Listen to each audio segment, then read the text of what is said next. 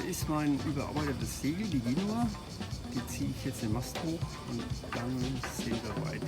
Hat 250 € gekostet, aber ist relativ gut.